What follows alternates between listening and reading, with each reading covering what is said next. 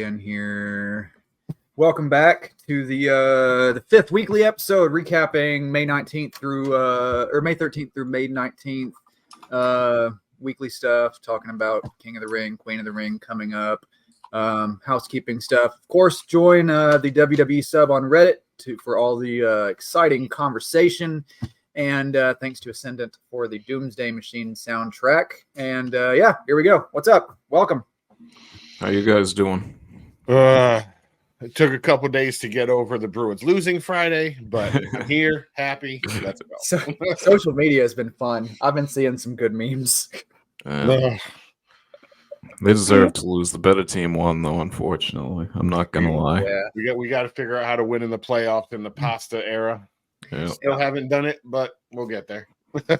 And maybe one of these days, my team, the Blackhawks, will get theirs together and get back into something. So y'all had a good run there for a while. Don't get me wrong. It was a good several years. It was kind of cool to be a Blackhawks fan for a while because it was like everybody was wearing Blackhawks stuff, and I'm like, hey, this is cool. I've been wearing this stuff since I was a kid, and it's like cool to see it. And now you don't see it anymore. And because I could like take my kid to like drop him off at daycare, and I'd see another dad come in, and I live in Arkansas, so seeing it here is just.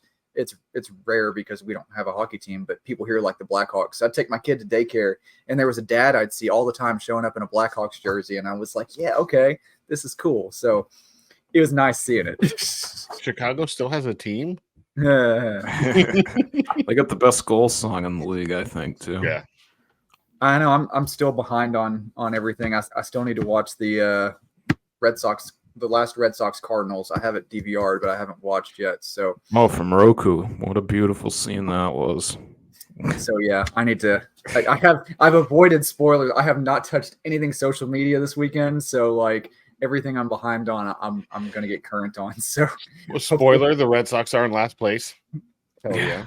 Oh well, what a shock. Oh, that's surprising that such a thing would happen. And they didn't wait till the end of the season this year. That's got to be one of the hardest things. Being a Red Sox fan has to be so hard because, like, their fans are dedicated. Like, they have one of the best fan bases in the league. But, like, it's got to be hard to be a Red Sox fan, I bet. It's not as hard as being a Dolphins fan, trust me. Yeah, right. I'm trying to think of some of the fans that have the most enthusiastic fan bases that may not perform well. It's like Arkansas college football. Great Buffalo. fan base. Yeah. Let's see. Who was it? I saw a comedian the other day. They're like, how do you call yourself the Bills Mafia when at least the Mafia has a ring you can kiss?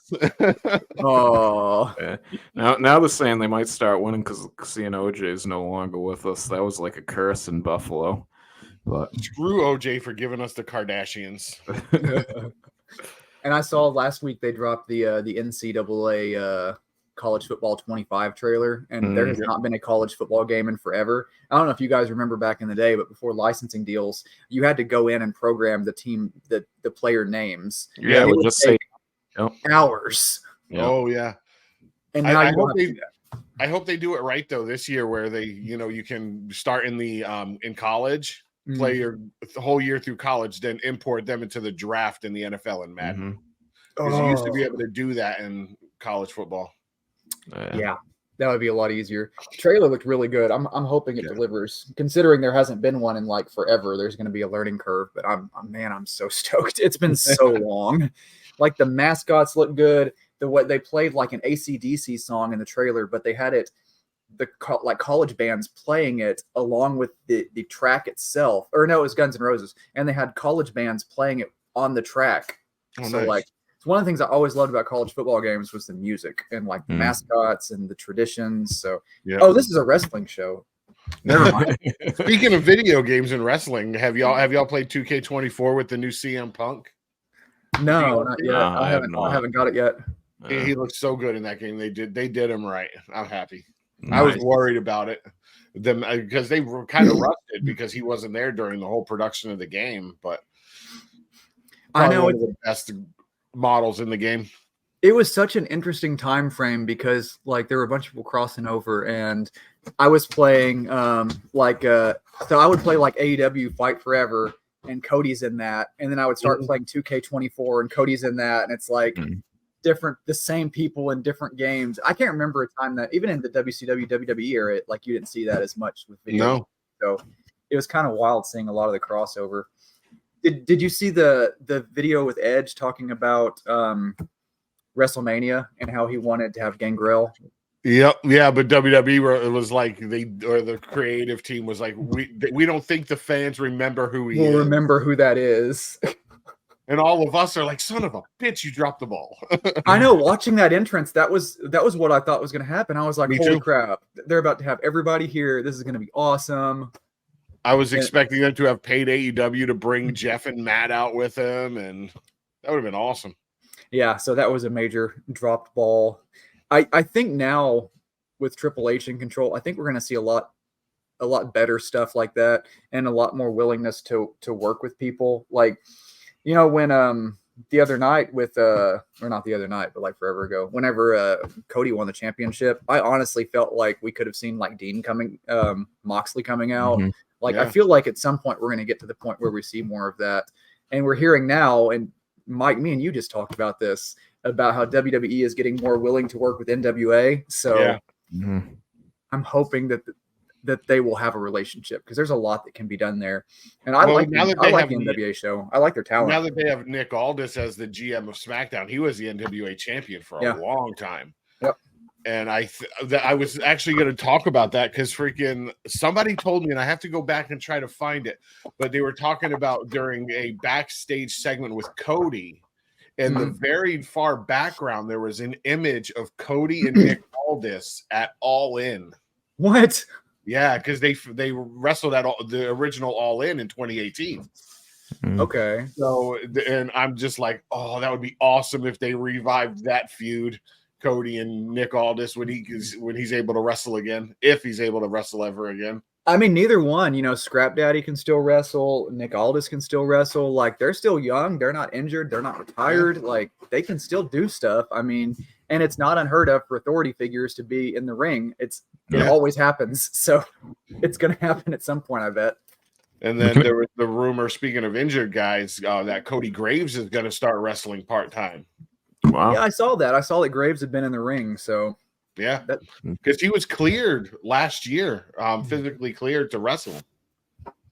So it would be, I don't know, it would be hard transitioning from being a commentator for so long, because, like, what's his gimmick? I mean, like, what do you do? You get him to come out during a Raw and guest commentate and start a feud with Pat McAfee.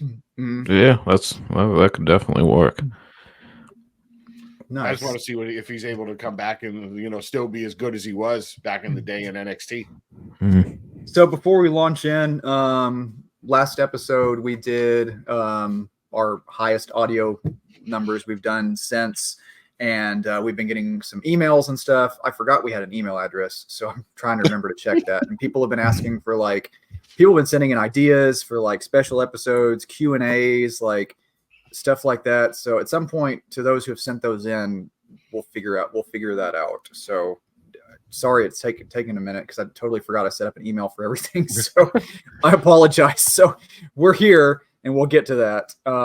Thank you all for your feedback and listening too. Love that. Yeah, I mean, it's been awesome. It. Like, these audio, like every after every episode, I always look at the podcast platforms, and one thing you like to see is people listening to new episodes, but also people going back and listening to old episodes. And I'm seeing a lot of that too. So thanks, y'all. It's loving seeing the numbers. So I guess we'll start off with the minor shows. Looking back on the week. Kicking off with WWE Speed, Tyler Bate defeating Berto. I wanted to get y'all's thoughts on this. Do you think that they're going to have Ricochet drop the belt so soon? No. Yeah, because it's going to be Tyler Bate and Ivar in this upcoming week, so I can't see him dropping it to either one of them personally myself. I think they need that name behind Speed, like Ricochet. The fans know him, that they'll tune in to see him. If they want Speed to work, if they're going to have him drop the title, it's got to be to someone that has that star power name to it. Yeah, I mean, to me, we've talked about this before, and I'm thinking about, like, Braun Breaker. Mm-hmm. If you want someone with speed, like, that's your guy. I mean, he moves, he can go, like, and it's not unheard of for big guys. I mean, big guys don't do it like they used to. Like, y'all remember when Brock Lesnar used to hit like shooting star presses and stuff? Like, I think they're getting back out. Yeah, I think they're getting back to the days of like letting big guys do stuff again. So that's my hope, at least. Yeah. Like, they just need to keep pushing, because I haven't even really seen them advertising it much on Raw anymore, like they did at the beginning. I think they need to continue doing that to get people interested. And the fact that they're dropping the ball with the fact that Ricochet doesn't carry the title anywhere. I know, like, why? Yeah, at least if he comes out for a match, let him carry it. So people are like, "Oh, what's that title?" And people that don't know, somebody can say, "Oh, that's the Speed title that's on Twitter or whatever or X," and they can go see it. But what I want to know is where's the replica? Like, I'm ready. I cleared a space on my wall like as soon as they dropped it because I thought it'd be coming out like imminently. I was getting ready to go buy one, and I'm like, nope. Yeah, just like the new titles on Raw and SmackDown and all that stuff, they were like available for pre-order immediately. Yeah, like 5 minutes later, I went because I know like the tag titles, like I ordered them like the same night, and so yeah. Mike, on the subject of Ivar, do we think he's coming back? Oh, I didn't even see this. Yeah, he put out a tweet a few days ago. Yes, I am injured. Yes, it is very serious. No, I have not had surgery. Still trying to figure out all options and what this means for my future. So, wow. Yeah. I was gonna say, that doesn't look good to me. Well, maybe it's something he can put off for a little bit, hopefully, but that doesn't look good. Yeah, I hope he was able to, figure out what, the best option with him and his doctors, so that way he can come back. Because we've seen a lot of guys that have had like severe career-ending injuries, like Edge, Daniel Bryan, stuff like that have been able to come back. So I hope he's in that same category. Yep. So I'm hopeful. We'll see what happens. Okay. So this week we also got to see Kiana James in main event. I know you were probably excited to see her in action. Yeah, without a doubt. I forgot what I was going to say. You guys go.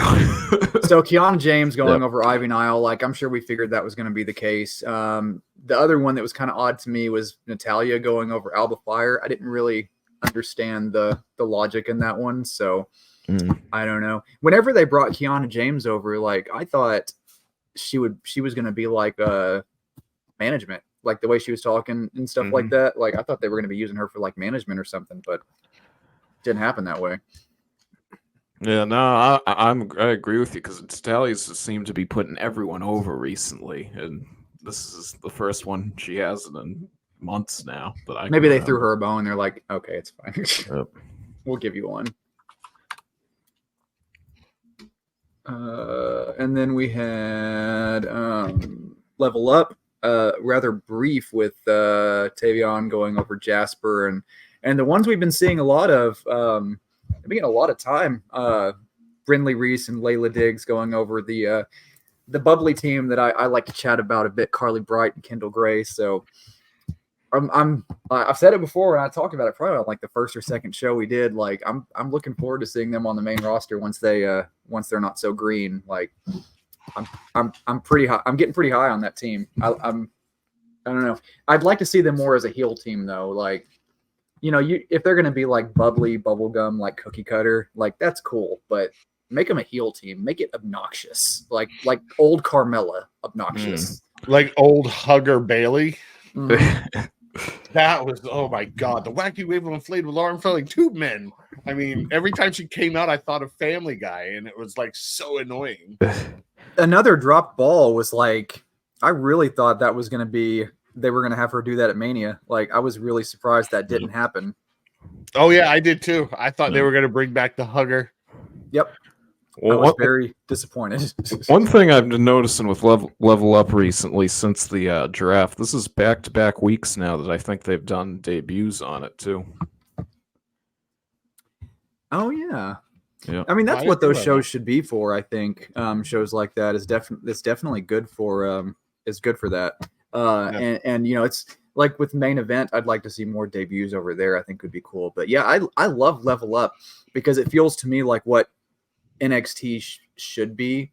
Like I think, and I may be in the minority in this one, but I think NXT could almost pull 2 shows, and I think one could be Level Up could be expanded to focus more on talent, not have a lot of the filler. I say this all the time, not have all the filler stuff, but do a couple hour Level Up of just debuts and people just starting out. NXT, just let your main people shine. Like NXT right now is my favorite show each week. It just keeps getting better and better and better. So I think NXT at the point as a brand on its own could accommodate more airtime easily. Yeah, you could put it Thursday night too, because the only wrestling on Thursday night that I know of right now is TNA on. I don't know how many viewers they're getting at the current moment. So 7. 13 and a half. Yeah, they under over. they could easily put it on Thursday night. And then the one thing I didn't like about Level Up this week either is it's okay to have 2 matches, but don't put the first and the last and just have a bunch of filler in the middle. Yeah. I know that's the problem is I don't get the point of all the filler. Like if they want to do filler stuff and recaps, make a recap show. I mean, they have them on Peacock. Just do them there. Like there's no reason to be doing that on like these other shows. When I watch Level Up, I've seen the main roster stuff. I already know what the matches were. I've already watched them. Same with main event. Like I don't need to see them again. And the people who are watching this stuff on Hulu and Peacock can watch the main shows. They don't need the recap. Yeah. So yeah, I guess we'll start off with Raw. So we did brackets last time. Mine have carried through pretty well so far. I guess I'll read these results real quick and then we'll talk brackets. Io Sky went over Shayna, Queen of the Ring. Lyra went over Zoe for Queen of the Ring. Gunther went over Kofi for King of the Ring. Jay went over Dragunov for King of the Ring. And then we had some random matches. Bronson Reed defeating Akira Tozawa. Sami Zayn defeating Otis. Oh, that broke my heart. Becky Lynch, Dakota Kai ending in a no contest. And then the number 1 contenders for the World Tag Team match. The Judgment Day, for some reason, beat the almighty Creed brothers. We will be upset about that for a while. AOP and New Catch Republic. So on the Raw side, my bracket stayed the same for the men's. But not the women's. So yeah. Yeah, same here pretty much because I had I wanted to see Zelina. Yeah, but they had the injury, or she had the injury, unfortunately. Yeah, Zelina was my pick all the way to the final, and then she was going to be beat by Valkyria. So, and then when they subbed it out, I had Baszler going over Sky. I didn't see Sky going over, so that was a change on my part. Shock too. Was Shayna losing? Yeah. Did not see that one coming. I think they just want to put her up on a pedestal since she just lost the. Yeah, and Shayna Baszler's doing a lot. We'll talk about it later, but I like her presence in NXT. I like what she's doing over there right now. I think that's why they had her lose is because of her presence over in NXT. But I'm pushing for Valkyria to upset and win it. You know, it's. We'll have to talk about it when we get to SmackDown. Yeah, I had Stratton winning it all, but Valkyria would be my second pick. So yeah, it's going to be interesting. It's going to be an interesting pick. What about what's going on with the Academy? Man, yo, that is getting really interesting. I didn't think they were going to like make it as interesting as it is. And they've got the Creed brothers are on the main show now, so I think that they can build something into working them in, turn the Creed brothers and something. But like. I'm starting to feel for Otis. Like, I feel like there could be something they could do with him there. They keep dropping the ball on him, but like, it's so sad, man. I just feel for him so much. I think they could be leading into that too with how Chad said to Ivy. When he was talking down Maxine Dupree's like, oh well, you have some potential or whatever he said along those lines. They could play them in that way. But I loved watching these 2 matches, watching Gable go off on the side of the ring on Tozawa and Otis, like saying you idiot and all this other stuff. I was dying laughing. What about that tag match with the Judgment Day? Like, what do y'all see the logic in that? Did you think Judgment Day was going to take it? I think they're the only logical ones that the fans, like us hardcore fans, we want to see the Creed brothers win the titles. Yeah. But like the casual fan, it's like they know the New Day and they want to still push and ride that New Day popularity, and I think that's why they did it. Yeah. I think they're going back too to the whole thing with R-Truth, thinking he was a part of the Judgment Day. Also, I think they're just keeping. And now that they have Carlito, and now they have their Carlito helping them, trying to get in with the Judgment Day. I think that's why they did it too, for that storyline. But with the Creed brothers, though, I'm skeptical now on if they're going to end up with Chad Gable after the backstage with Braun Strowman. Because that kind of like threw a monkey wrench in it for me. I'm like, okay, they're meeting with Braun Strowman backstage, cutting a promo with him. Is Chad Gable gonna have to find other people to bring into the academy now? On the some other things, I had some other notes. Lillian Garcia came back. That was pretty cool. The GOAT announcer, putting over Samantha too. I mean, Samantha's been getting a lot of guff on social media, so that was kind of cool seeing her put her over like that. Because then they switched up the two announcers too from NXT and SmackDown. That was very interesting. The timing of having them bring her in, I thought too. Yeah, that was a pretty surprising turn of events. What else did we see? Oh, the Dakota Kai and Becky match. Did we see Dakota getting a championship? I mean, I don't know. Dakota's the most boring female on the roster to me right now. Very generic. Yep. Yeah. I'm just not buying into her character. In ring is not the greatest. Her in ring is better than her promo skills. So yeah, that's not saying much. I don't know. I don't know what's going on there. I'm liking seeing Lyra and Becky kind of having a little friendship going on. I think if they work that storyline right, that could eventually turn into a nice feud, which would be pretty cool. Imagine Lyra being the next women's champ. Like, I'd be okay with that. I wouldn't. I would. I'm like seriously on her side now. She's amazing to me. Becky already put her over in NXT too, handing her the belt. Yeah. The one thing I noticed that Lyra said, I don't know if you guys noticed this, she said she will go as high as the crow flies. Do you think that means anything pertaining to? I didn't catch that. To Bo Dallas or Uncle Howdy, whatever you want to call him. I just hope he's not coming back as Uncle Howdy. Like, if you're gonna have a main guy pushing a stable, like, and obviously there's QR codes and stuff, so we can talk about it. Like, I don't know. The names it was cool when Bray was around. It made sense. It was fine, but he's the main guy now. Like, don't call him Uncle Howdy. Yeah, they need to figure out. I hope they don't, because that character, although it worked with the Bray Wyatt character as like a secondary, to Bray Wyatt, but never spoke. We never heard anything from him. So Bo Dallas they need to figure something else out. This is still my thought. Bo Wyatt. Wyatt. Yeah. Easy peasy. Like, that's what you want. Did you see that moment in the when Dragunov was backstage cutting a promo? That little bit with him and Gunther. Like, oh man, it's like they were acknowledging to the crowd, like, we know y'all want this match in King of the Ring. We're not going to give it to you yet. You're going to have to work for it. I think after Gunther loses to Jay, it's going to happen. I got Gunther going over Jay. I can't see Jay beating him tonight personally myself. It's like I said, and I would almost put money on it. It's Uso and Tonga. I mean, we got 4 games before too long. Like, they got to move this feud along. Like, I don't know. I hope I'm wrong.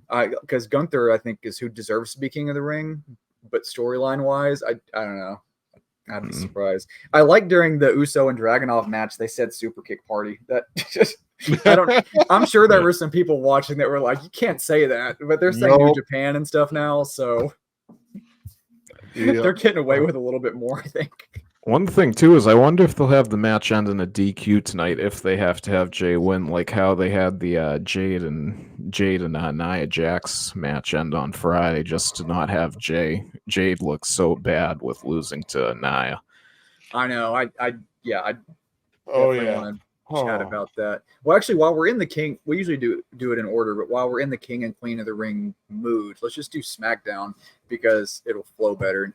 Nia Jade with the disqualification, Which should have been a disqualification on Nia because when she swung the chair, she hit Jade. Yep, that but was a counted botch. differently. Bianca going over Tiffany, which we'll chat in detail. Tama Tonga going over LA Knight. The one that messed up my bracket, Orton going over Carmelo Hayes. I had Carmelo winning that one, and the DIY going over Legado del Fantasma.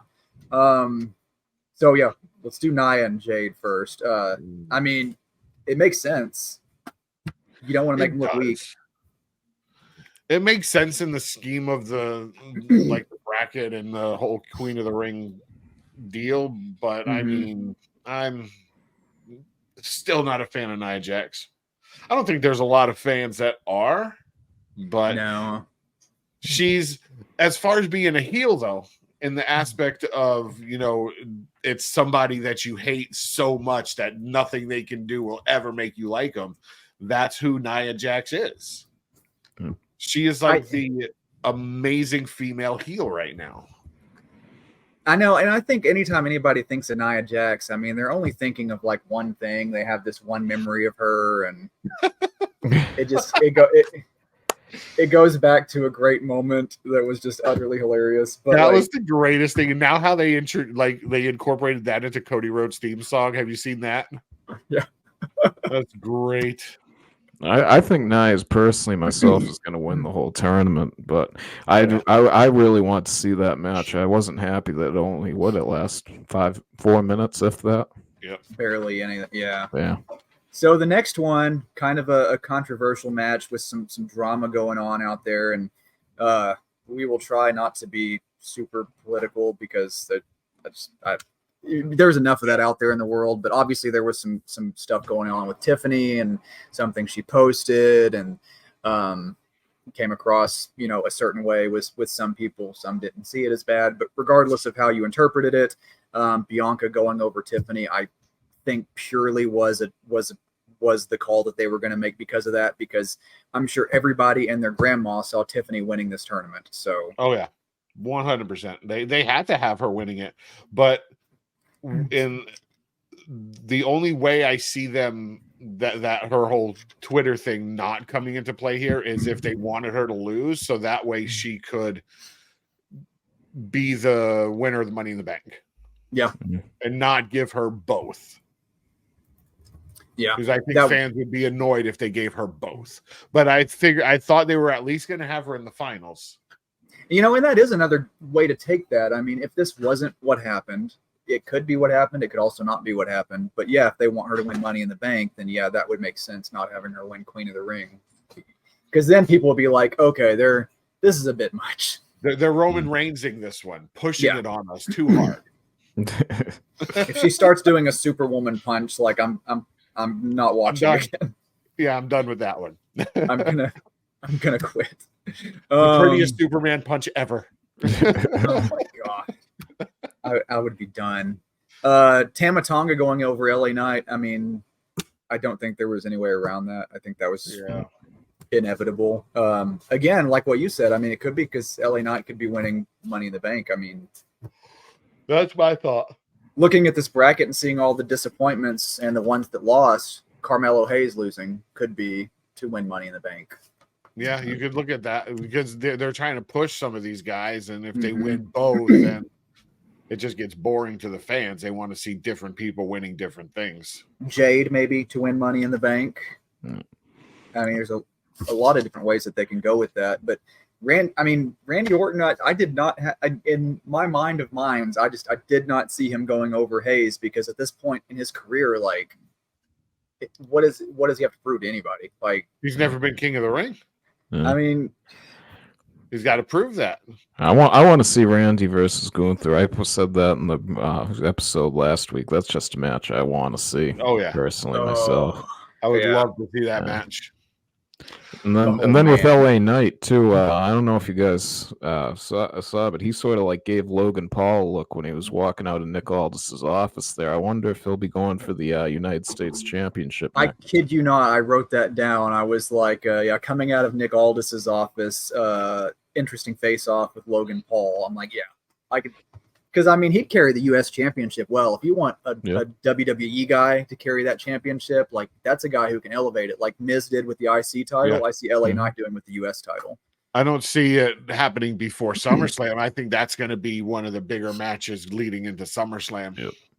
Because I think LA deserves it. Yeah, I think so, too. Let's see. Another backstage thing was Paul Heyman in the Solo moment there. Solo saying he talks to Roman all the time. Yeah, right. Yeah. Sure. Yeah. Sure. I see that. Probably not. No, not even a little bit.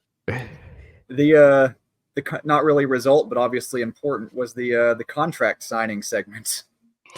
Yeah. Good Lord. I'm glad both championships aren't on the line. That means we can make Cody win and move on. Yep. I will say this though. I mean, I think the way that was handled made Cody look weak.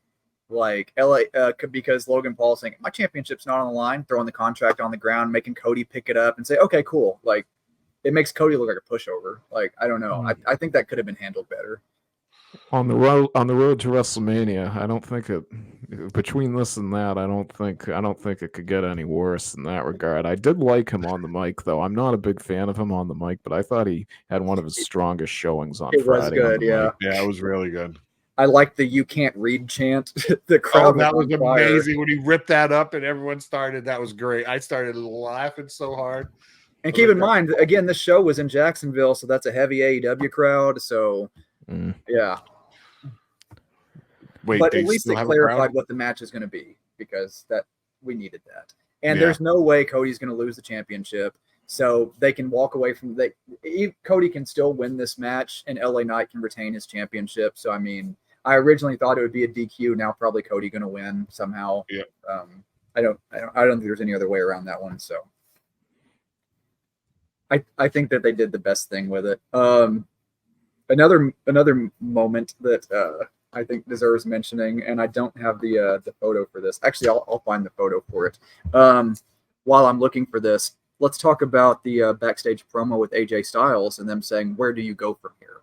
I was going to say, I wonder if he tries to cost Cody the championship this Saturday, where it doesn't work, but like he creates a distraction. Maybe they can revamp that story after this. Yeah, I mean, I get it. Like I feel AJ. I mean, it's got to be a lot of disappointments at this point in his career. Though he's a first-round Hall of Famer. Like, dude's a GOAT. Like, he doesn't really have much that he has to prove to anybody. But I mean, they need to do something with him. You know, like something. I hate what they're doing with AJ. It's just it. I've been an AJ fan since early days of NWA TNA. Yep. Back in the early 2000s. I remember having to pay the $10 every single week because it was only on pay-per-view. Yep. Just to see AJ Styles. And seeing now that they're like, just have him doing. I love that they gave him the match at Backlash, but there was no build-up. I want them to do something. He's said it a couple times that this might be his last contract extension, and I hope they do something to send him out the right way. Give him another run, at least if it's the Raw title. I mean, honestly, I love AJ. Like one of my favorite performers. You know, I never get tired of watching him go, and he was a main part of what carried SmackDown in. Like what I think is some of the best years of SmackDown's history. But I mean, I could see him going to AEW at some point just because a lot of the Japan guys are there. There's a lot of feuds that the US audience could see. Like I could see it happening. Here it is. So we had Chelsea Green in a nightgown on Friday. I know. I can't believe that. And how she was like, boring, Bailey's done. She was because Piper was sleeping. Yeah, I was sitting there watching that with my wife, and she was like, "Hey, is she wearing a nightgown?" I'm like, "Yeah, I think so." Just a little bit. I was going to say they're giving her a lot of championship matches between this and NXT. Yeah, I know. And Chelsea is she's been my pick to win Money in the Bank, like ahead of everyone else. I said that months ago. She's still my number one pick to win Money in the Bank. I think WWE is starting to finally recognize that she's like talented and she's got a lot of fans. So I don't know. She's my pick still. I like seeing her on TV and what's going on. So I have some hopes there. I was kind of shocked. I've never seen Bailey in that much makeup. I know. Usually you don't. That's very surprising. I like the hair though. Purple's a good thing. Maybe all three of them are going out after. Who knows? Where are they going? A slumber party? I know. I was about to say it's Jacksonville, man. Who knows? Oh yeah, it's Florida. I'm sorry, any Florida listeners, but I've spent a lot of time in Florida in my 20s, and I can tell you this is it's a very Florida thing. So we had a pretty good NXT. I got to watch it finally. I was out of town this weekend. I got so behind on stuff, but I watched NXT this morning, and I'm glad I didn't miss it. So that made me happy. It was a really good show. Someone on this stream will be happy that Sol Ruka went over Izzy Dame to qualify for the NXT North American title. Lash Legend went over Ivy Nile. Not bad. OTM defeated Idris and Malik. Javon Evans defeated Oro. The OC still getting some action. Went over Ridge Holland and Riley Osborne. Lola Vice over Carly Bright. And the most important thing, the family is finally getting some love here with Tony D'Angelo holding the NXT Heritage Cup. About time. Yep. Yeah. Yeah, it's good that they've moved on from the no quarter catch crew with that, because there wasn't much they could do with that at this point. Glad they're finally giving him something. So it's probably going to be Sol Ruka that's going to get that title. Like, I'm pretty sure that's where this is going to end up. We'll see. If it doesn't, I'm rioting. I liked watching her walk to the ring on her hands from backstage, like almost like halfway down the like that was impressive. I can't imagine doing that. I think that's probably going to be where this is headed. I mean, Ivy Nile I would have liked, but I mean, she's main roster, so like she doesn't really have any reason to do it. So I would have liked to see Sol Ruka versus Ivy Nile in the finals for that. Yeah. She's not a good candidate for a ladder match either, I don't think, Ivy, personally, myself. Yeah, because she's more of a scrapper. Like you want those high flying ones to really get in there. Tatum Paxley's still what I would like to see, but I mean, I think Did you see her in Ava's office. Yeah. Oh man, Ava has actually been really growing into a pretty good GM. Like at first, it was kind of awkward, but I mean, she's not bad.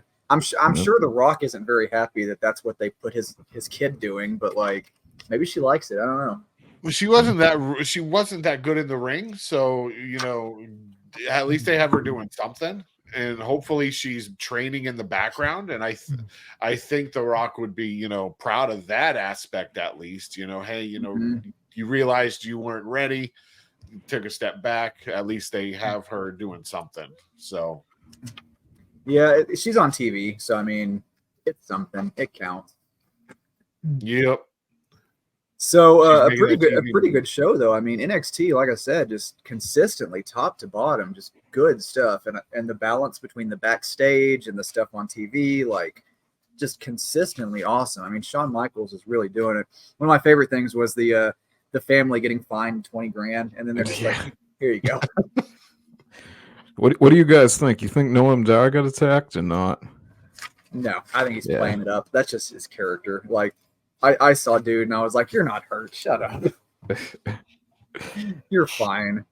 But I'm liking the OC. I mean, it's good that they're finally doing something with them. Like, I'm not really the biggest fan of them going over like NXT talent, but I mean, if they just need to put them with AJ and just do something there. But I'm sure all of us have been saying that for years. Like, do the club right at least, or put Finn and them together and make a stable with them, like they would dominate. There's no really dominant factions on the roster. Like lately, they've been making the Judgment Day kind of look like a joke. So I mean, they've never, and I can't think of a time that they ever pushed the OC and AJ the right way. No. Mm-mm. And that bothers me because there's so much potential there to do something. Yeah. You would think so, but they keep dropping the ball there. So I don't know. I think it's just bad writing. But I mean, if you're gonna have the Judgment Day and the Finn Balor feud, which I'm pretty sure everybody knows that's what's coming. Like you got Bullet Club guys, like you got Japan guys. Like if they're gonna feud, like that's a great opportunity to have AJ and the club like backing Finn. I mean, it'd be awesome. I mean. They're on different. I'm sure they can figure a way to make it happen. The draft doesn't stay firm forever. Eventually, it becomes porous, and everybody's everywhere and all that. So, I mean, you can do it. You can get there. But the Judgment Day definitely not getting much love lately. Just, you see that somebody saw JD McDonough at a bowling game? No. I can't wait to see him face Braun Strowman tonight. Oh my god! Oh, that's gonna be great. Headbutt Braun Strowman in the stomach. Yeah. I can't believe that when Braun Strowman and the Creed brothers were backstage and JD came up, I was like, really? This is what they're doing for Braun's first match back? I mean, that's what they used to do with big guys. I mean, is just feed them little guys. I mean, with Braun, I mean, anybody would be fine just watching Braun just get fed dudes. I mean, you got to do something with him because I mean, who knows if he's going to be in the new faction with the with the new. I don't think they are personally myself. I don't think they would have brought him out at the draft if he was. I think they've put Dijak on the back burner since the draft because they're going to include him in it somewhat, and then with Alexa. But I don't like with her coming back. But I don't see Braun being a part of that at this point. And then we know Eric Rowan's been signed. There's other ways there. I don't think he's going to be in it. Oh, here it is. So this is from a bowling game. And tell me who you see. Oh man! Oh, Jesus. I see a big forehead, and I see Baron Corbin. Yeah, Baron Corbin's right there. So sad though. He looks like depressed. I mean, if you're watching bowling in person, that's got to be about like the most depressing thing ever. But people said that about watching golf. So I mean, he's like, it looks like he's looking down, like, ooh, those shoes are nice. Who's in the middle of them though? Do we know that? No, but it's got to be someone they know if they're both there. Yeah, that's why I'm wondering. Is that Ricky Starks behind Baron Corbin? Good Lord. Everybody's hanging out. Yeah, it just says that those two. Nobody mentioned, no. So yeah. So that's going to be Corbin's new gimmick right there. He's a bowler. That looks like a forced media appearance for Barrett. I don't think he really wants to go watch bowling. No, he'd rather be at home making brisket. Yeah. I mean, he's from Florida. Like, what else do you? I mean, that's one thing I love about him on Instagram is I love watching him like fucking when he's watch my mouth. Sorry, when he's like cooking steaks and stuff. He's amazing at it. Yeah, he's actually pretty good. Chef Baron Corbin. That should be his new thing. That's because I was liking that Luigi Primo pizza dude before I found out he was like crazy. But like, I mean, that's a pretty cool gimmick that you could do. Like, pizza guy. Okay, I'm here for this. Yep. Like, make him the barbecue guy. Something like that.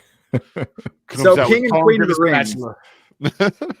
I guess we can wrap up with the King and Queen of the Rings. So the King side we have for Raw, Gunther and Uso. SmackDown, Orton and Tama Tonga.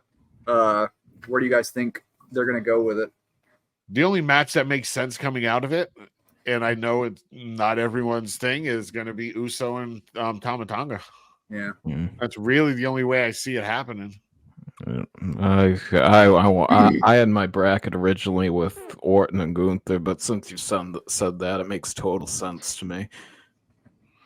Yeah, I hung on to my original one, and it's still Uso and Tonga, but I would much rather see Gunther and Orton because I think that could be a tremendous match. Unless they want to push the bloodline storyline a little bit further and have Tama Tonga come and interfere in Jey Uso's match. Yeah. And then Jey Uso's like, you screwed me over, I'm gonna come screw you over. And then they start that feud. I could see it. That would be the only way out of that. Yeah. He would probably go for both of them too. Yeah. I mean, I still think Uso's going to win it. I don't know what the facing will be in any of that, but I mean, I think that's where they're going with it. Gunther makes a lot of sense. And one thing I've found over the years that if something makes a lot of sense, that's usually not what happens. So, I mean, Gunther, potential Money in the Bank candidate. Yeah. One thing that I've been noticing too recently, and they did this with the schedule. We have Backlash and then King of Queen of the Ring. Yeah. I know they changed the plan for WrestleMania to have Cody win the title, and this is the new era. I think Saturday's your deadline. All this time they haven't created many storylines and anything because they've been in the lab thinking up new ideas. Your deadline's Saturday. After that, it has to start playing out. Yep. Yeah. Yeah, I think there's going to be some good stories that they're going to generate this year. I mean, getting out of King and Queen of the Ring, there's so much stuff brewing right now with the Wyatt faction. The Bloodline still has all kinds of stuff going on. I mean, Imperium was having a moment and it kind of fizzled out from there. Like Drew Mac and CM Punk, that feud is blowing up. That's one of my favorite things right now. It is hot. That match is happening. Clash of the Castle, guarantee it. It is hot. Like that feud is just money. I mean, and that's how. I mean, Raw going for it last week with the promo with Priest and Drew. Like, I mean, a lot of guys are putting in a lot of work right now. Some of this is really impressive stuff. That promo with Drew and Priest was probably the best Priest promo I've ever seen. Yeah. When he was like, look in the mirror at yourself. You, every time I wanted to cash it in, you interfered and stopped it. Mm-hmm. You told me I would be smart to cash it in on you after you win it. You know, you put yourself in this predicament. Stop being a dumbass. And, you know, Priest, like I originally just saw him as like a transitional champion, but I'm liking his reign. Like it's actually pretty good. Yeah. I think his reign will end this Saturday because I think that match will be made official tonight, Drew versus Priest. And I think Drew's going to take the belt off him and have CM Punk versus Drew at Clash of the Castle. Yeah. So tonight, I guess to go over to the Queen side, Sky and Valkyria, and then next week we have Jackson Belair. I mean, who do you see taking the Queen bracket? I originally had Tiffany Stratton. My final pick is out. So I guess Valkyria would be my pick. But, I mean, where do you guys see that going? Valkyria is my pick, too. The underdog coming from NXT, getting that push now that they have her, you know, Becky's behind her a little bit, and they're pushing that. I think that's the only logical outcome there. I think Io Sky is going to go over personally myself, and I think you're going to see some interference tonight, which is going to create a tag match eventually with Becky and Lyra versus two members of Damage Control. Maybe even we see a third person thrown in there too to make it a 6-woman tag match. I think it's going to end up being Bianca. Or sorry, I wish it would be Bianca and Valkyria. So that way, with Becky being behind Valkyria, it leads into a match for the titles. Yeah, that I could see it. I mean, I don't see Jax or Sky as Queen of the Ring, but I mean Belair or Valkyria. I think either one of those are probably a safe bet. Vegas odds are probably pretty good for them. Oh yeah. I'm curious if they actually put those odds out yet. Yeah, I could find them if I don't know if I could say it over here. But I didn't think you could actually. Oh yes, you can. WWE. Oh yeah, you can. Oh you can't do it in this country, but you can still do it online. Oh yeah, because in this country, since it's predetermined, people could leak it out and it could affect the. Yeah. The payouts aren't good though. The odds are very stacked usually. So that's why it's dangerous to look at those odds because you're gonna get spoiled a lot of the times. Yeah, Because I've been on DraftKings and they do like the free pools for WWE because So the ones I'm seeing out now are for the IC title match. Sami Zayn at 1-3, Chad Gable at 5-2, Bronson Reed at 7-2, with Sami Zayn having a 75% probability of retaining the IC title. And then for the women's, Becky at 1-5 and Liv at 1-3. Becky a probability of 83.3. So I would disagree though. I mean, I feel like that's going to be Chad Gable's moment this weekend. So I don't know. I don't know if they're ready to drop Sammy, have him drop the title. What if we see Otis cost Chad the match? Yeah. Oh man, Otis is my dude. Love him. I love Otis. Otis about to have a moment. Yes. I hope I see some more Coach Gable tonight. Hopefully, you got him some matches, and I just want to see him on the side just going off again. I can watch that every week. Yeah, it was comical last week. I loved it. Taylor Not So Swift. Yeah. Yes, Taylor Not So Swift. When Cesaro was ripping his shirt, he's like, "You idiot! What are you doing?" I kept telling him, he's like, "Don't do it." And he's Yeah. like, "I'm gonna do it. I don't care." Still loved Pat McAfee right now on commentary is priceless. When he literally said, "If I don't see Otis's worm tonight, I would about lost my shit." That's gonna be his ass. What about when he was barking for Braun Breaker? Yes. Yep, doing the bark. Yep. He is like, there's people out there that say they don't like him, but I don't understand how people can't. I don't get it. He's like, he brings that hype. Fan. Yeah. There's a fan that brings the hype and gets involved in it, and it just makes it so much more fun to watch. He's dancing during the entrances, like hopping on the table, yeeting everywhere.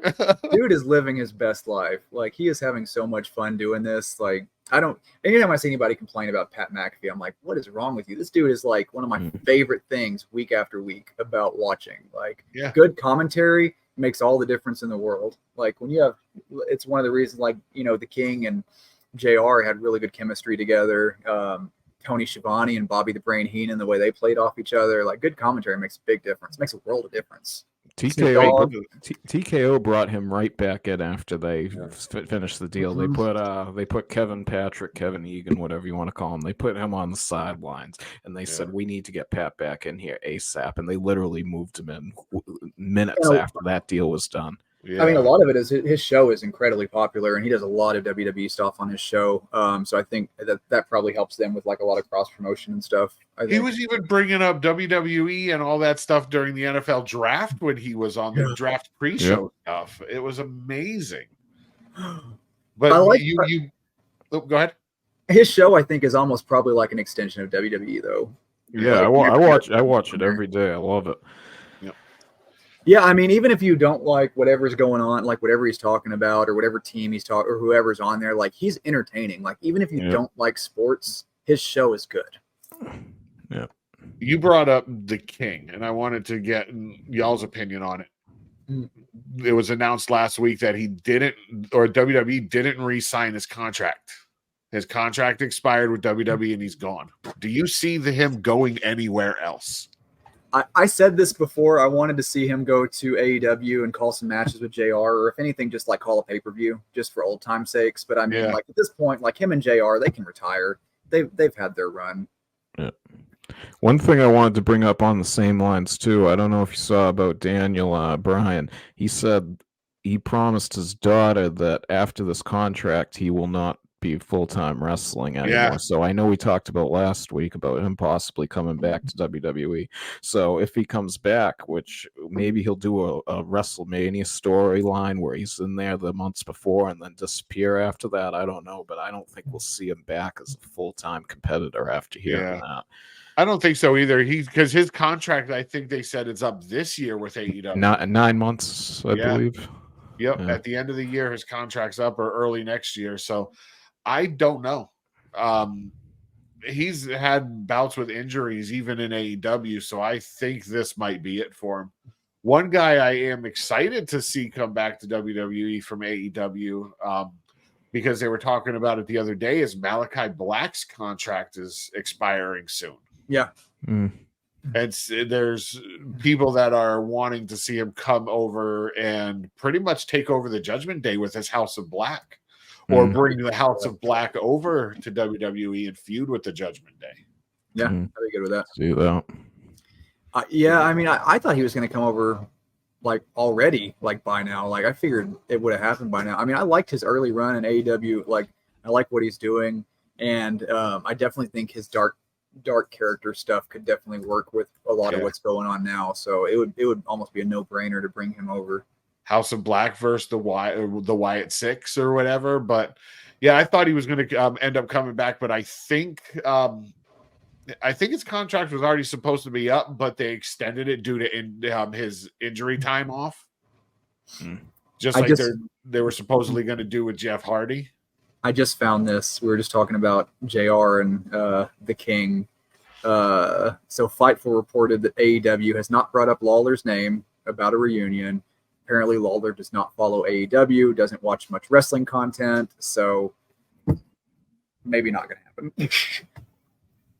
Oh, wow. Yeah, so that's a bummer. But, I mean, just let these guys retire. I mean, I love JR, like, voice of a generation. Like, if you listen to him calling matches, like, over the past, like, decade, man, I feel for him. Like, he's gone through a lot of health stuff. Like, just let that man retire.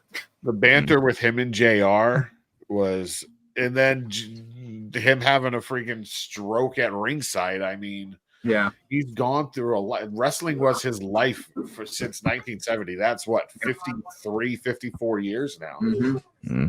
You know. So I mean, just let it go. Tony Schiavone, I feel like calling matches though, just because I was a big WCW guy. It just makes me happy seeing him get work. Because I mean, after WCW, like he had a rough like several years. I mean, this dude was like the lead announcer in a promotion, and then like he was working at Starbucks. Yeah, I mean, poor Tony had a good podcast. I mean, I like his What Happened When show, but like now he's back on TV again, so it's nice. It'd be cool to see him call a WWE show though. At some point. I can still never call him anything but Schiavone. Blame that on Chris Jericho. Schiavone! that has me cracking up all the time. One of my other things I think of with Tony Schiavone is the night the TV channels changed, and that'll put some butts in seats, and it sure did. Yep. Everybody was in front of their TV watching. Oh, yeah. So he I'm sure he regrets that one, but yeah, I've been watching a lot of the behind the scenes stuff on TV lately. I just rewatched like the Monday Night Wars, and so it's been interesting recapping a lot of that stuff. That new documentary's coming out.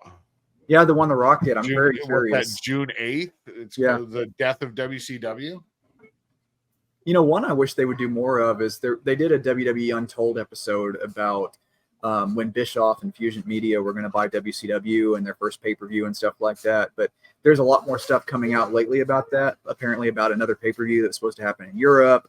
I would like to see at least a couple hours on that story and what they were talking about, what they were going to do with it and stuff. Like, can you, in a hypothetical situation, if Bischoff had bought WCW, I mean, can you imagine that would still be a thing now? Like, he would have got rid of Vince Russo a lot sooner and not let that freaking die. Vince Russo's the reason WCW got buried. Yeah, I'm pretty sure everybody. I mean, between him having the belt and the David Arquette and all just the stupid stuff they were doing, like the Viagra on a pole and Judy Bagwell on a forklift, everything was on a pole at that point. Like, and that's what I was curious about was like in WWE, like he did so much. And then in WCW, it was like he completely underdelivered. And I think a lot of times he got a lot of credit for being what was making WWE so good. But I think a lot of it may have just been Vince and WWE. But I also think a lot of that had to do with WCW was the politics because he even brought it up in a story about Hogan dropping the title. And how Hogan didn't want to drop the title, and Vince Russo told Jeff Jarrett, just go in the ring and lay down. He doesn't want to do it. He doesn't want to be part of these stories. He doesn't want to be part of the company. Just go in there and lay down. He's like, don't even give him the match. Yep. So I think that had a lot to play with that. But, the whole new blood and all that crap that he was doing was...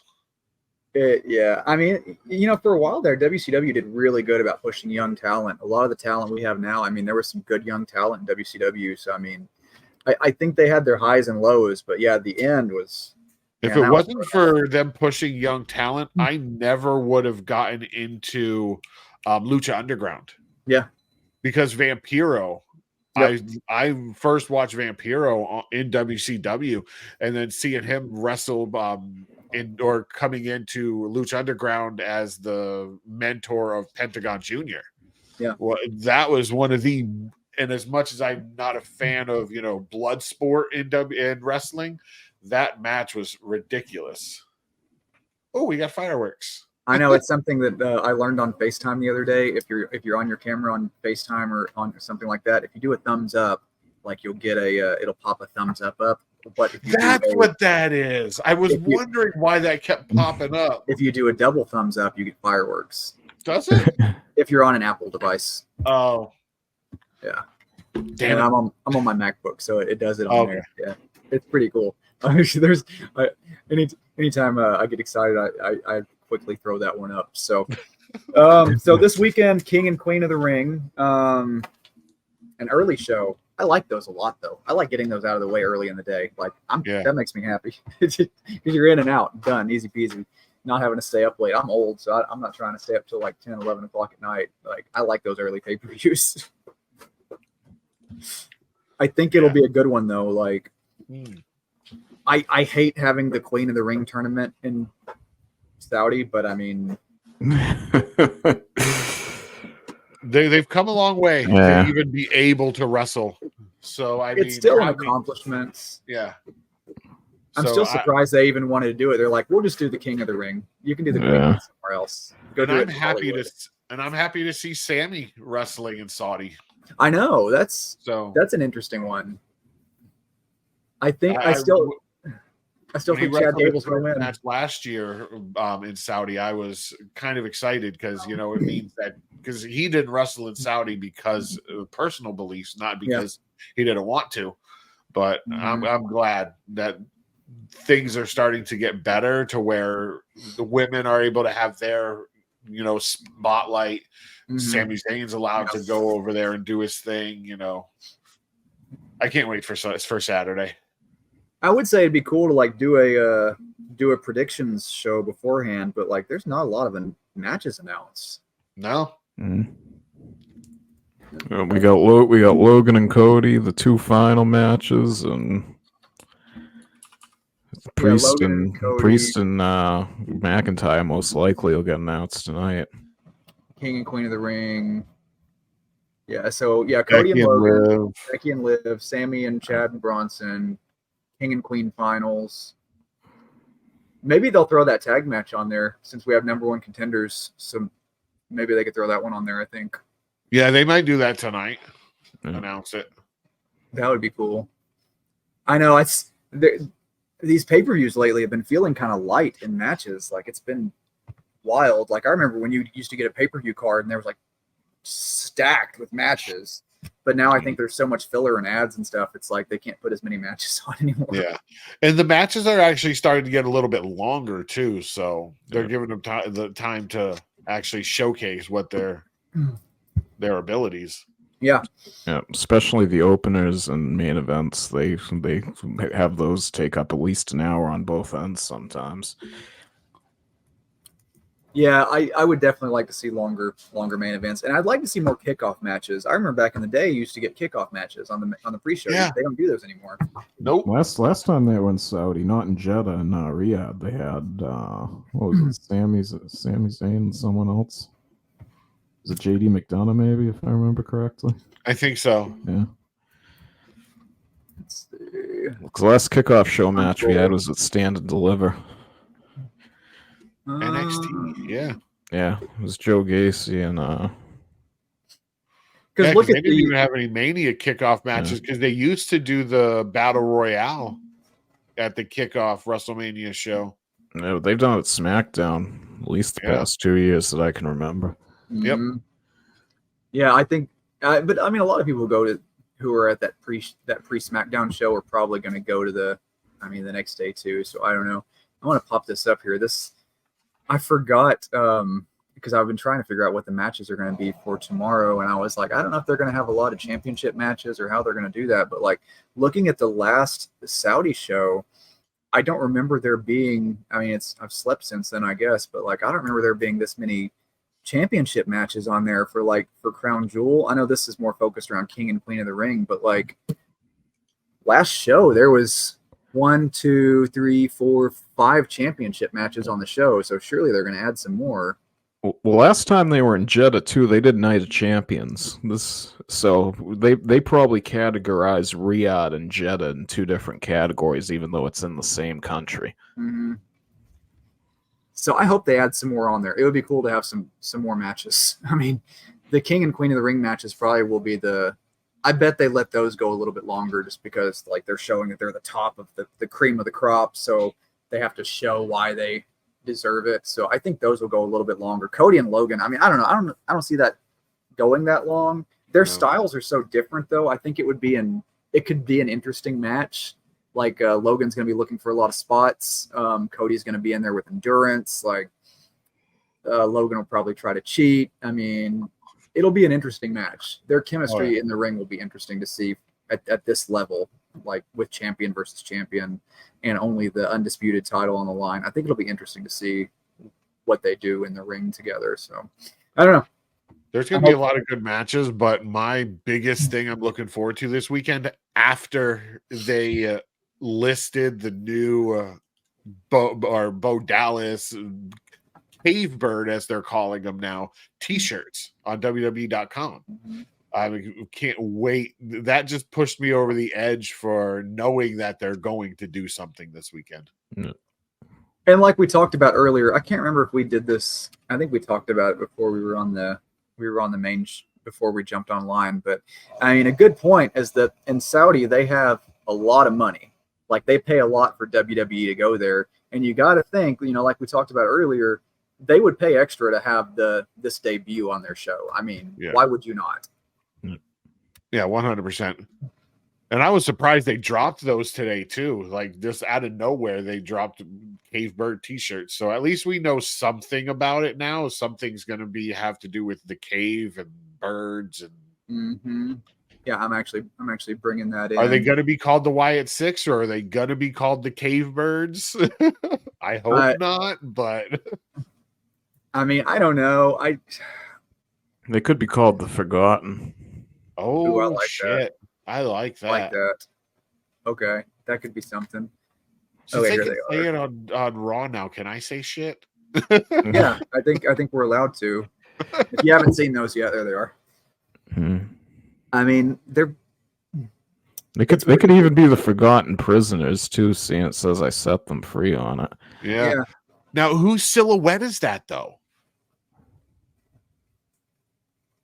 I don't know. That's weird. It doesn't look like Bo Dallas. No, it's like a very flat, like front. It looks like a bigger guy silhouette. These are actually pretty good shirts, though. Like Joe Gacy sort of got put on the back burner on NXT. I wonder if he'll be part. There was rumors that he was going to be part of it, and freaking what's his face too, feuded with the Miz. Yeah. Dexter Lumis. Yes, that's the name I'm looking for. Yeah, there was rumors he was going to be part of it too. So I wonder if they're going to push Braun Strowman separately and have them. I've seen some theories around the first first QR code they sent the URL with after the slash. That it was the letters and then 51. Yes. It was one each of those letters was the first letter of the person they were bringing in. I don't know if that'll actually happen or not, but I've seen some theories on that. I think Dexter Lumis is a great pick for it. Dexter Lumis has that presence that the original family had, like strong, silent, like how they were when they were around, Eric Rowan and Luke Harper and them. Like they didn't have to say a lot, but they were menacing. And that's Dexter Lumis has that presence. Yep. And carry around his axe with him. He's one of my favorite characters. Like even going back to NXT, like I love that dude. he's been such an interesting part of a storyline. Did you guys watch Tacoma FD? No. I've seen a few episodes. There's a character on there that looks exactly like Dexter Lumis, and they actually had Dexter Lumis come onto the show at one point. Oh shit, really? Yeah, Wow. it was really cool. I was really excited about that. So I'll have to send you a link to it later. But yeah, there's a character on there that looks just like him, and then they had Dexter come on the show and have them next to each other, and I was like, that is insane. So yeah, go watch that. It's one of the best shows on TV. The guys that do Super Troopers, it's their show. So it's Super Troopers in a fire department, and it ran like 4 seasons. Yeah, I've heard of it. I've just never watched it. It's on Netflix now, so a lot more people are watching it. When it was on like True TV or whatever, nobody gets that channel. So I'm gonna have to check that out. But I'm still wondering how they're gonna debut them, and if the rumors, as watered down and jaded as they could probably are, but if he's actually going to go after Jey Uso right off the bat, because that's one of the things because of the whole Fireflies thing now. Or if they're going to go after LA Knight to revive the Wyatt family feud with LA Knight. Yep, I thought the same thing the other night myself. I wonder if they're going to go back to that. Yeah, I mean, there's a lot of ways they could do it. Like, very interesting. Excited to see how they're going to lead up to Saturday now with them bringing it out more and acknowledging it like they did on Twitch on Thursday, with them acknowledging the QR codes that Pat McAfee brought up on Raw last week. I want to see what they're going to do this week leading up to it. Yeah, probably on SmackDown it will have a thing right before it starts, like they did before Extreme Rules back in 2022. I will actually. Yeah, for those who may not be aware, I'll pull this tweet in, and there's a reason that I could see this happening. WWE exists to make profit, especially with merchandising and stuff like that. So one of the reasons I think that they could be something with Jay is because I could see Yeeter of Worlds on a shirt. Yes. When I first saw that tweet last week, I was like, Yeeter of Worlds sounds so great. But that also like ties into Matt Hardy. Yep. Because Matt Hardy and Bray Wyatt were the Eaters of Worlds. Yep. So there's so much, like all these little Easter eggs. It's like lasagna. It's like layer on layer on layer. Yeah. Like parfait. Yeah, exactly. So it would be an interesting thing. I mean, I could see that being a good debut, costing the match and being like, they're mine now or something, and then there's this show going off the air. Like, there's so many ways they could do that. But I like how they're doing it though, because like when Bray Wyatt came out, it was just him coming out. Mm-hmm. There was no story behind it other than the White Rabbit stuff.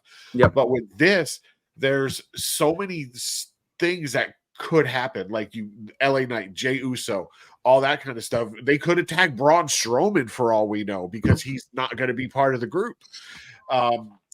And like Bray Wyatt did when he fought Braun Strowman.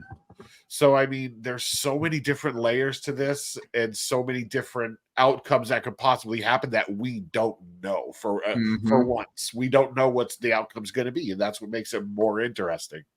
And I think we're at the point where something has to start happening on shows, because we've had all the teasers and the videos and all that stuff, but something physical at this point needs to start happening to move things along. So, or fans are going to get tired of it and it's going to fade away.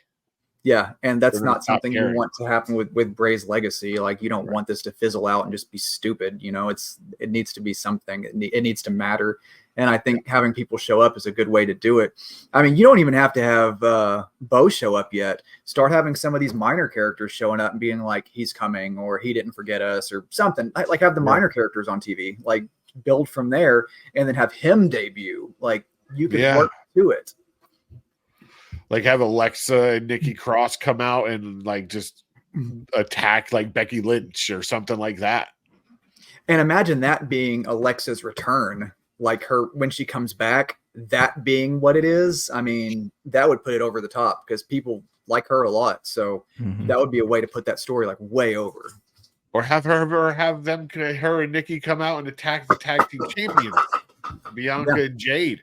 You know, because Alexa and Nikki together as a tag team, Nikki made that hella entertaining. I don't have an answer for that. They don't even. Echo doesn't even know. My Echo went off because of it. But yeah, like they could go that route. I know because originally whenever they brought like Sarah Logan over, she was my pick because if you watched her in like the indies or anything like that, she did this character, Crazy Mary Dobson, and whenever they signed her with WWE, I thought she was going to be Sister Abigail. So I definitely think Nikki's a good backup for that role if they're going to do it. Yeah. Because I mean, what else is she doing now? But I want her to be Sanity Nikki. She's standing in the background. That's what she's doing. We haven't even seen that for a while. I know. Man, I loved Sanity too. I hated seeing them fizzle out. Like I was so high on Sanity when they were in NXT. Like they were such an awesome team. And that didn't go anywhere. Spinoff idea for a future episode is disappointments we've had. Disappointments over the last decade. The New Day not being heel yet. A decade of disappointment, if you will. Yeah. That would be it. I mean, the New Day not being a heel team yet. I mean, yeah. There's a lot of heel runs that I would have liked to see by now. But you can't hate the New Day, though. No one can hate the New Day. They're so upbeat and positive. Yes. When you have a cereal called Bootios, you cannot hate them. You can't make that a bad thing. I still don't have a box of that, and I'm still mad. I did. I have one. A friend of mine caught one at one of the shows. Yeah, I've got one in my closet. I've never opened it, though. I don't plan to. I caught a pancake at one of the shows when they were throwing pancakes out. One flew by us, but we didn't get it. I've heard that they're warm too. Somebody ate one, and they're like, they just made these. Did the person that ate it realize that they came out of their trunks? Their trunks. No wonder they're warm. Yeah, if you look on eBay, you can get a box of Bootios still full anywhere from $14 to $45. Damn. Probably expired, but you can in theory. I wouldn't eat them. I would have them on display behind me. Right next to the championship belts. I would move my Jordan collection and put Bootios.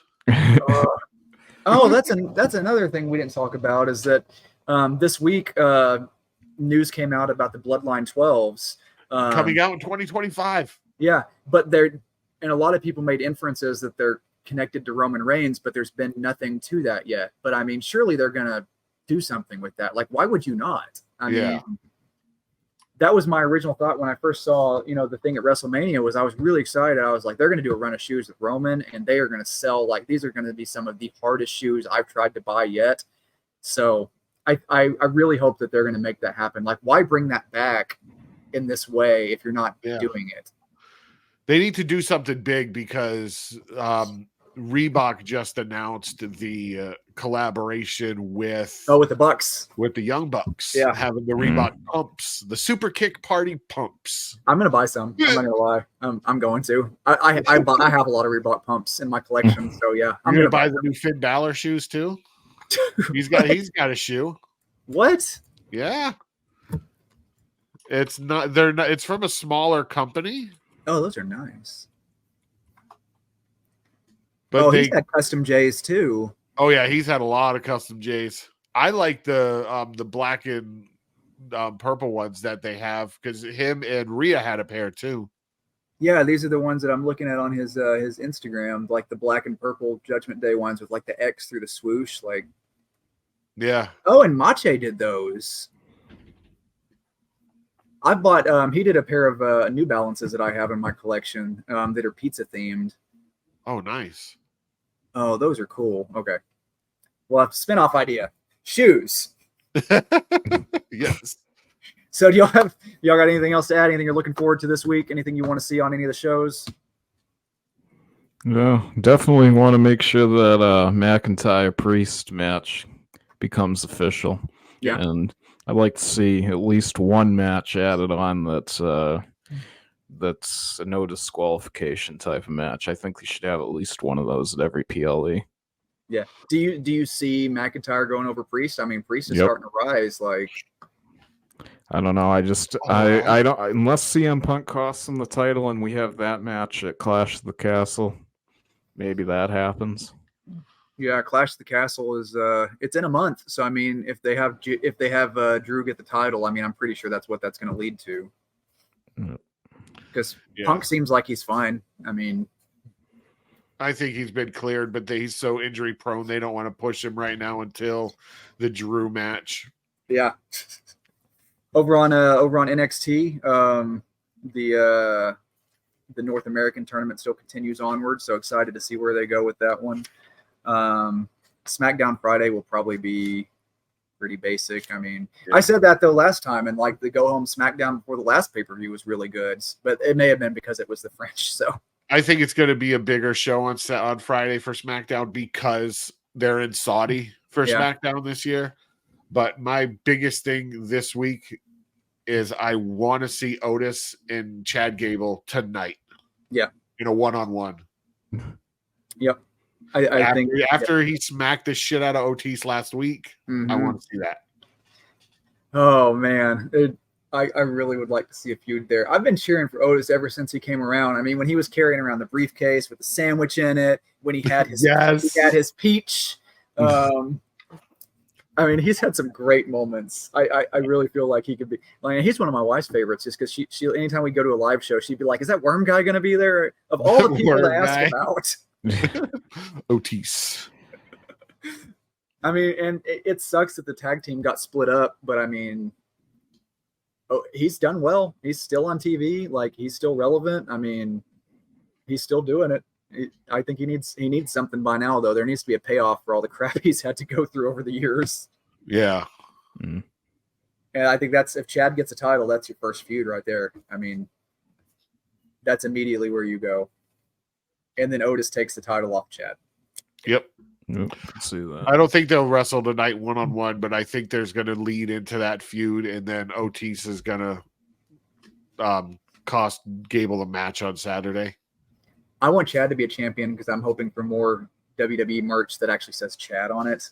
Like, I mean, that'd be really cool. I mean, how often do we have champions who have the same name? I mean, Mike, you have like 80 million who share your name. I mean, yep. I mean, you go from The Miz to Mike Kanellis. I mean, it definitely runs the gamut. So, I think it'll be a good week. If they announce a bunch of matches and it looks like we'll have a good idea of what the pay-per-view is going to be before Friday, we could do like a predictions thing. If it looks like they're actually going to put some stuff out and we can actually make some picks on it. So I guess we'll see what happens tonight. I mean, the main thing will be finishing out King of the Ring and then moving on from there and Queen of the Ring side. So so we'll have Raw, NXT, SmackDown, and then the pay-per-view Saturday. So we'll probably best to do like a live on Sunday then. Cover everything. Yeah. Talk about the pay-per-view and all that stuff. Cool. All right. So that's all I have this week. Fellas, thanks for stopping by. Thanks for joining us. Everybody, thanks for tuning in. And enjoy the week. We'll be back on Sunday.